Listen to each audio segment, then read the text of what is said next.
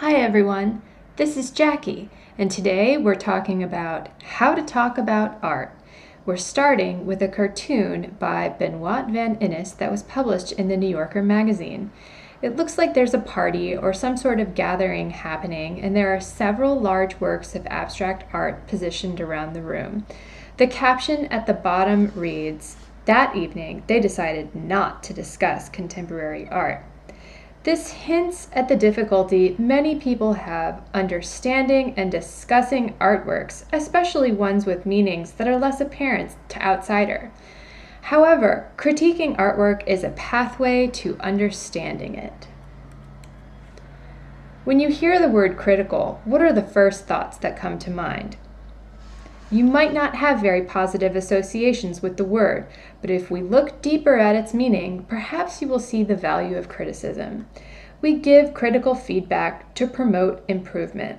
What seems negative is actually part of the process of refinement and progress. Of course, there are good and bad ways to go about offering critical feedback to each other, and we will look into these differences in a bit. The first objective of having the critique is to practice using the vocabulary terms. You've heard me talk about what value is, but can you analyze how your peers are using light or dark tones within their works? Your ability to do so shows me that you understand the definition of the vocabulary terms we've been learning, and more importantly, you can apply the terms meaningfully. The second important function of the group critique is to give each other feedback. As I've already mentioned, aim to be objective and fair when you assess the work of your peers or other artists. Leave your personal opinions about everything else out of the conversations, unless it feels relevant somehow. Aside from bringing irrelevant ideas or unrelated feelings into the conversation, what else should you avoid during the critique? During a bad critique, the comments are superficial and vague. Saying you like something does little to help another person understand what is successful or not about the work that is being analyzed. I'll give you an example. Let's say you are an aspiring pastry chef. You spend weeks developing a recipe for a cake for me. I eat it. You ask for my thoughts and I tell you, it was good. You'd probably have a lot of questions remaining. What was good? Was the flavor good? Was it the presentation? Was the bake good? Simply put, you'd need to know more information. We give each other specific and relevant feedback to identify areas in need of development and name the things that are already strong. To help you begin the process of analyzing work more thoughtfully, I've compiled a list of questions which have been broken into the following larger categories: craftsmanship, creativity, interpretation, and judgment. I want to also add that if the work in question was made for a class assignment that had specific parameters, the artist's ability to satisfy those requirements can also be a good starting point for discussion. Craftsmanship means how well something has been made. You know and I know when you see a drawing or a painting that looks like it took a long time to make. We both can quickly pinpoint works that were rushed or feel incomplete too. Care is evident in the execution of the work, but keep in mind, good craftsmanship is not always synonymous with good art. Sometimes an artist might intentionally use poor craftsmanship because this level of investment matches the concept of the work.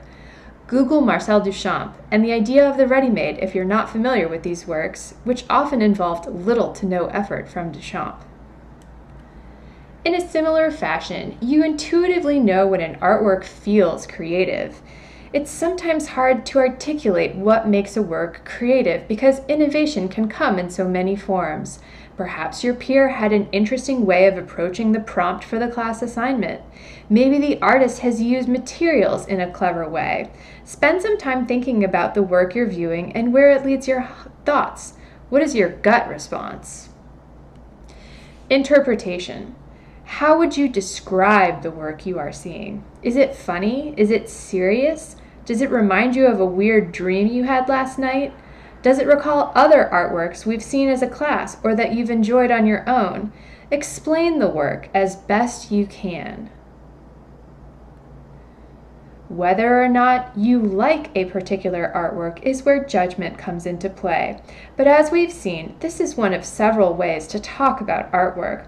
You might not like a work for one reason, but you can still appreciate the technical merit of the piece.